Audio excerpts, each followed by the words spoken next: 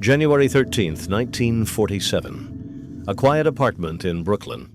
An old man, 69 years old, sat in a chair and died of natural causes. No bullets, no bombs. No federal indictment.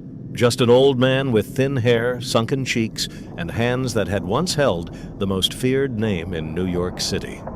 Ignazio Saietta, Lupo the Wolf. The man who, by the time he closed his eyes for the last time, had been linked to at least 60 unsolved murders in a single building on East 107th Street. And here is the part that should make you sit up. Nobody on his block knew. Nobody on his block cared. The Wolf died forgotten, quiet, in bed, like an accountant. This wasn't just another mobster. Lupo wasn't a button man. He wasn't a soldier. He wasn't even a capo in the way you understand that word today. Because in 1903, when Ignazio Saietta was running the streets of Italian Harlem and Little Italy, Cosa Nostra didn't exist. Lucky Luciano was a 6-year-old kid still in Sicily. The 5 families hadn't been drawn yet. The commission was 28 years from being a thought in anybody's head. And yet, Lupo had already built an extortion empire that bled thousands of immigrant families dry, controlled the wholesale food trade in Manhattan, ran a counterfeiting plant in the Catskills that printed fake bills indistinguishable from real ones, and most importantly, operated a private slaughterhouse in Harlem where men were tortured to death on hooks for years, while the New York Police Department either didn't notice or pretended not to. This is the story of how the American Mafia was actually born. Not in 1931, not under Marenzano, not in some hotel ballroom with maps of New York divided into 5 neat boxes. The blueprint was written in blood in a horse stable on East 107th Street between 1899 and 1909 by a man from Corleone who never gave a single newspaper interview, never took a public photograph, if he could avoid it, and made his name into a curse so terrifying that grown Italian men in tenements would cross themselves at the sound of it. But here's what the history books don't tell you. The reason you've never heard of Lupo the Wolf isn't because he was small. It's because he was so big, so early, that the men who came after him spent the next 40 years carefully erasing him from the record. Marenzano stole his structure. Luciano inherited his networks. The FBI, when J. Edgar Hoover finally admitted the Mafia existed in 1957, pretended the story started with the Castellamarise War. It didn't. It started with the Wolf. To understand Lupo, you have to understand the place that created him. He was born March 21st, 1877. Some sources place his birth in Palermo, others in Corleone, the same town that produced Giuseppe Morello, the man who would become his brother-in-law and partner. What's documented is that Saietta killed a man in Sicily, possibly a business rival, possibly a witness, the accounts vary on this, and fled to the United States to avoid arrest. He arrived in New York around 1898 at the age of 21. Tall for a Sicilian, lean, dark-eyed, quiet. He didn't drink. He didn't gamble. He didn't chase women. He prayed every morning. He was, by every account from neighbors who later spoke to investigators, polite, soft-spoken, the kind of man who tipped his hat to widows on the street. And that was the most dangerous thing about him. By 1900, Lupo had opened a wholesale grocery business on Mott Street and Elizabeth Street in Little Italy, eventually expanding to 6 storefronts. On paper, he was a successful immigrant, making good. In reality, the grocery operation was a front, a laundry, a way to move money and intimidate competitors. If a rival Italian grocer refused to buy his olive oil at Lupo's inflated price, that grocer's store would burn down within a week. If a baker refused to pay what Lupo demanded for flour, the baker's son would disappear for 2 days, then return bruised, mute, terrified. The neighborhood understood the rules.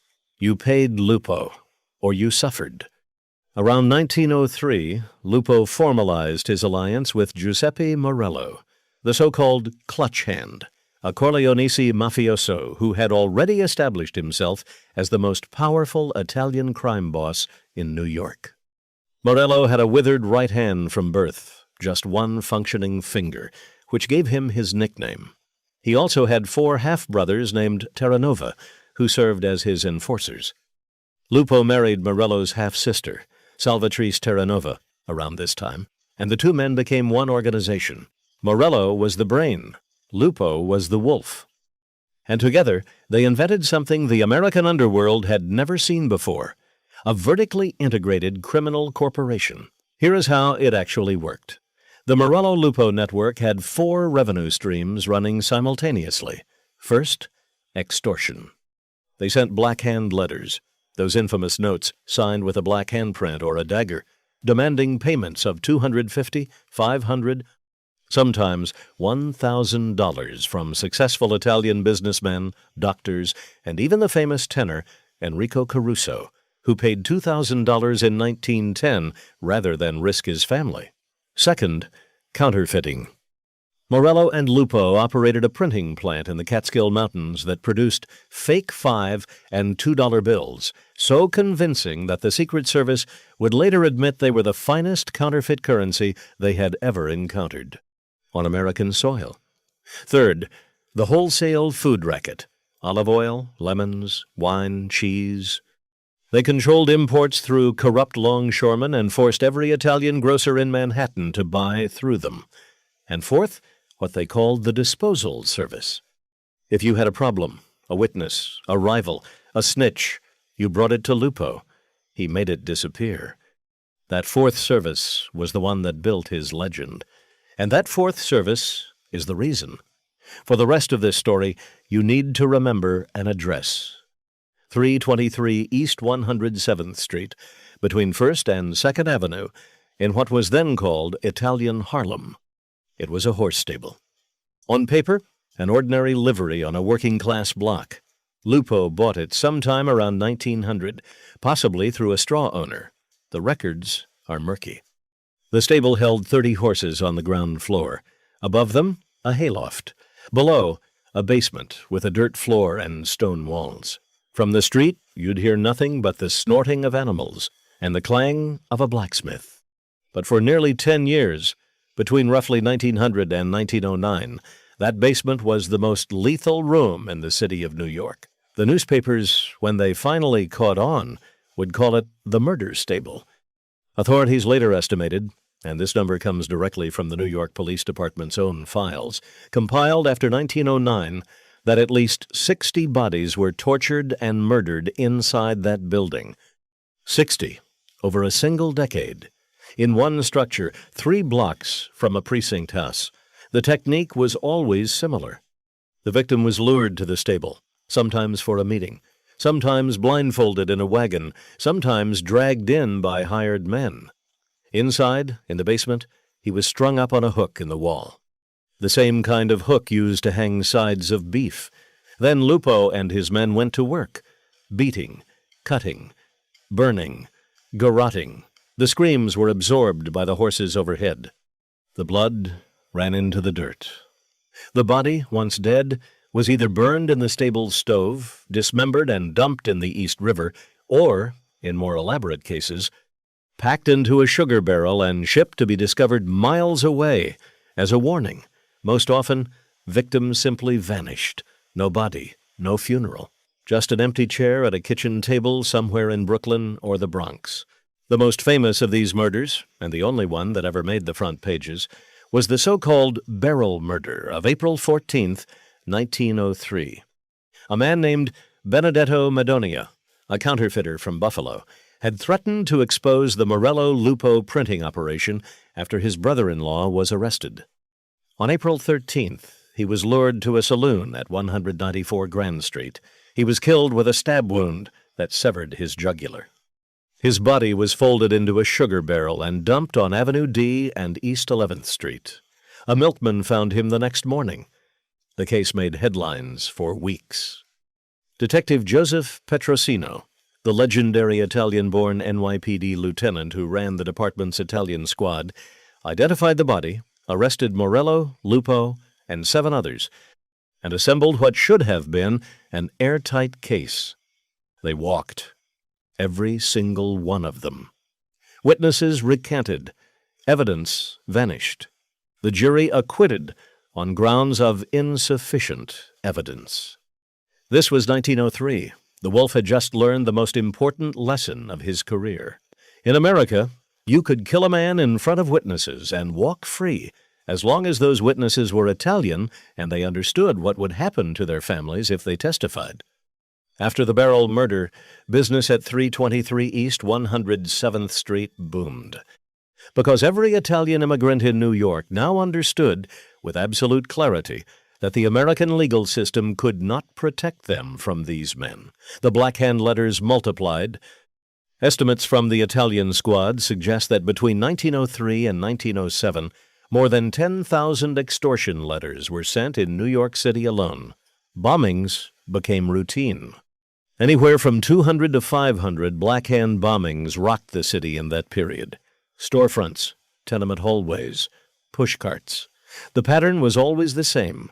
A letter, a demand, a small bomb to prove they were serious, a second letter, a second bomb, and then, if payment didn't arrive, a visit. Sometimes that visit ended at the stable. The man who tried to stop them was Joseph Petrosino, 48 years old, 5 feet 3 inches tall, built like a fire hydrant. Born in Padula, Italy, raised in Lower Manhattan, the highest-ranking Italian in the NYPD. He spoke fluent Sicilian. He understood the codes. He kept a rogues gallery in his pocket of every known Black Hand operator in the city, and he loathed Lupo with a personal intensity that other detectives found unsettling. Petrosino had built a unit called the Italian Squad, 30 officers fluent in Italian dialects, dedicated entirely to Black Hand cases. They made hundreds of arrests. But arrests didn't matter when juries wouldn't convict.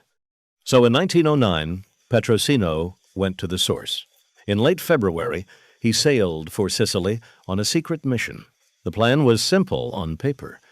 Travel to Palermo, gather criminal records on every Black Hand operator now living in New York, and bring those records back to use as deportation evidence.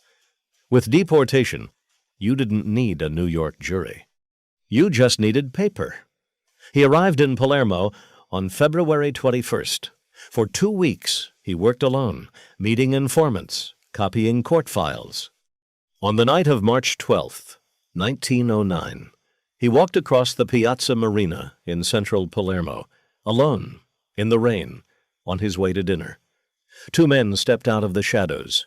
4 shots. Petrosino fell dead at the base of a Garibaldi statue. He was the first and only NYPD officer ever killed in the line of duty on foreign soil. The killers were never convicted, though Italian investigators eventually identified the local Mafia chief, Don Vito Cassioferro, as the man who pulled the trigger. Cassioferro had been in New York 3 years earlier. He'd been a guest of Ignazio Lupo. When the news of Petrosino's murder reached New York, 250,000 people lined the streets of Lower Manhattan for his funeral procession. It was the largest funeral in the city's history at that time.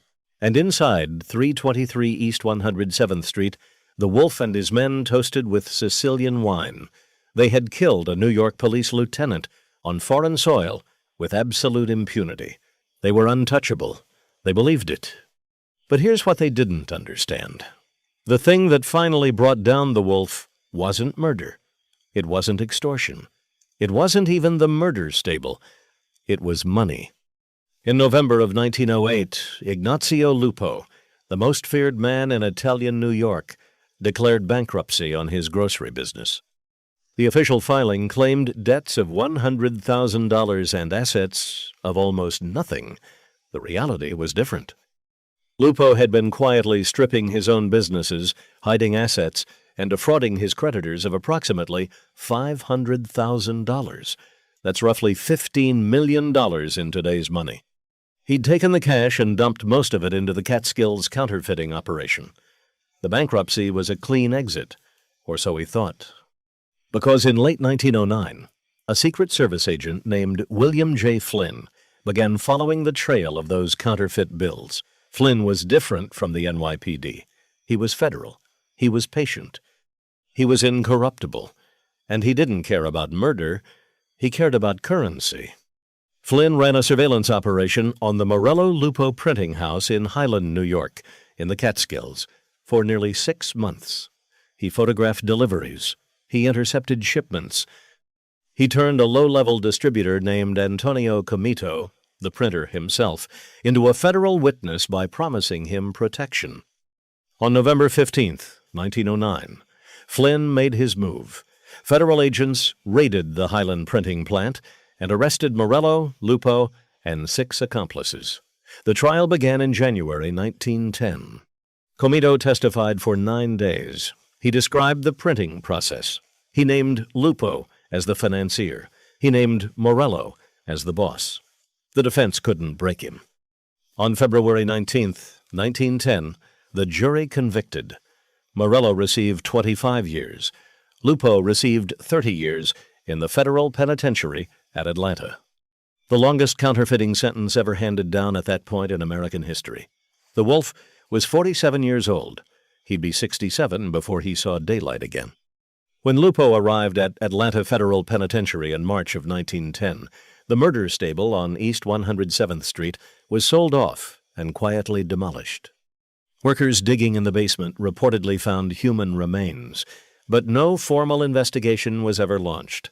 The bodies, whoever they were buried under construction debris and forgotten. 60 murders, approximately.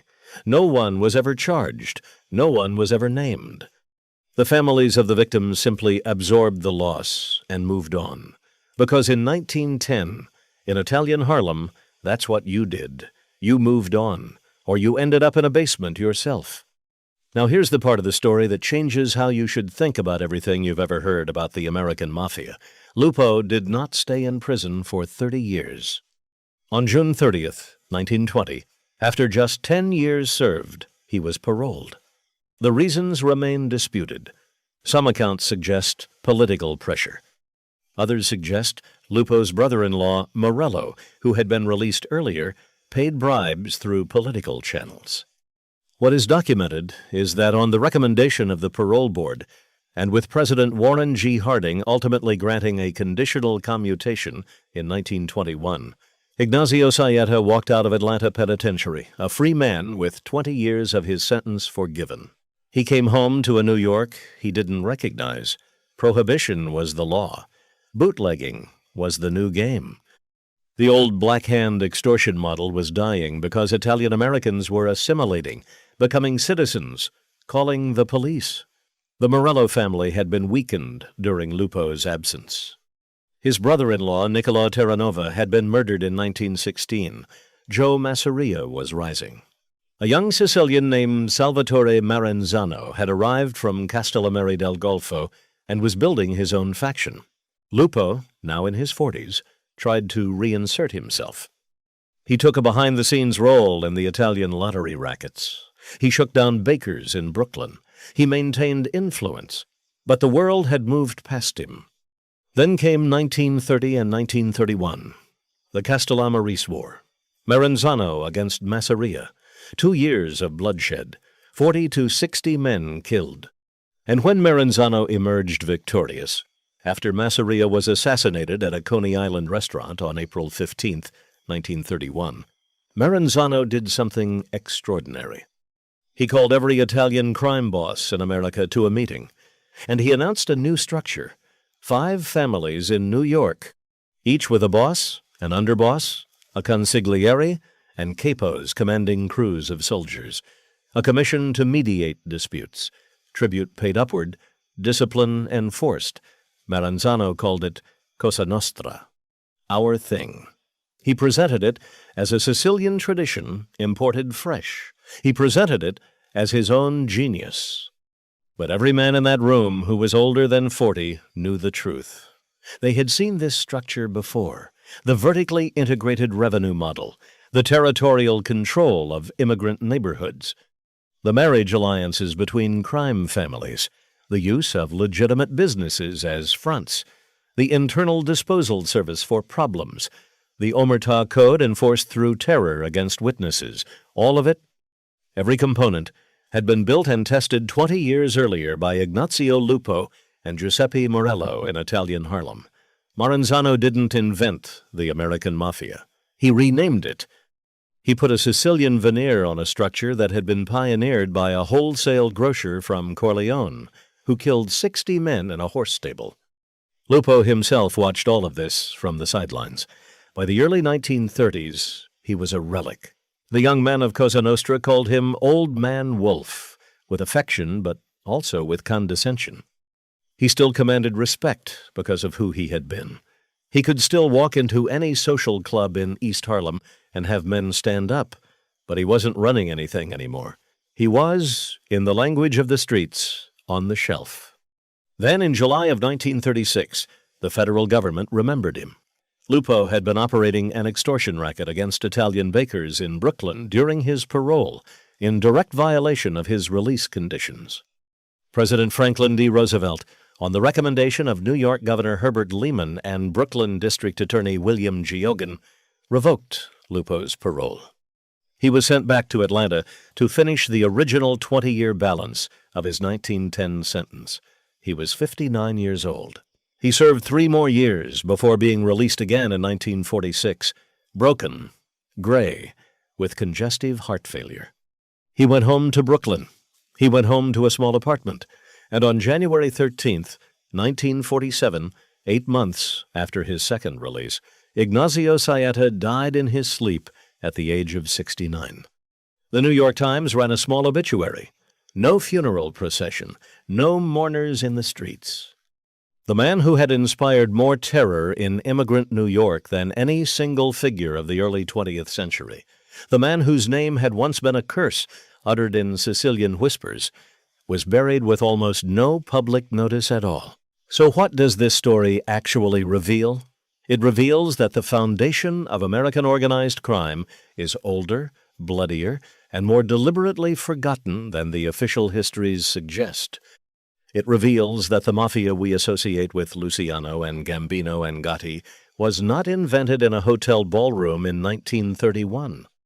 It was perfected in a Harlem horse stable between 1899 and 1909 by a man whose only public photograph shows him standing rigidly in a dark suit, hands at his sides, eyes empty, looking like nothing more than a tired immigrant grocer. And it reveals one more truth, a truth that every law enforcement agent who has worked organized crime cases since 1957 has come to understand. The Mafia was never destroyed. It was inherited. Each generation took what worked from the last and added a new coat of paint. The Black Hand became the Morello family. The Morello family became the Genovese family.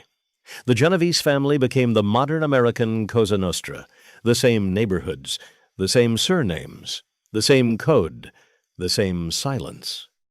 Lupo the Wolf killed at least 60 men in a horse stable, walked away with a federal pardon, lived to be 69, and died in his bed. That is the real story of the American Mafia. Not the glamour, not the gunfights, the quiet, the forgotten. The men who built the structure and were carefully written out of the script so that lesser men could claim credit. The wolf was first. The wolf was worse. And almost no one alive today knows his name. If this story shook the way you understand the origins of American organized crime, hit subscribe. We drop a new mob documentary every week, the kind of stories the official histories left out. Drop a comment below. Who came first in your reading, Lupo or Maranzano? And which forgotten figure of the early Mafia should we cover next?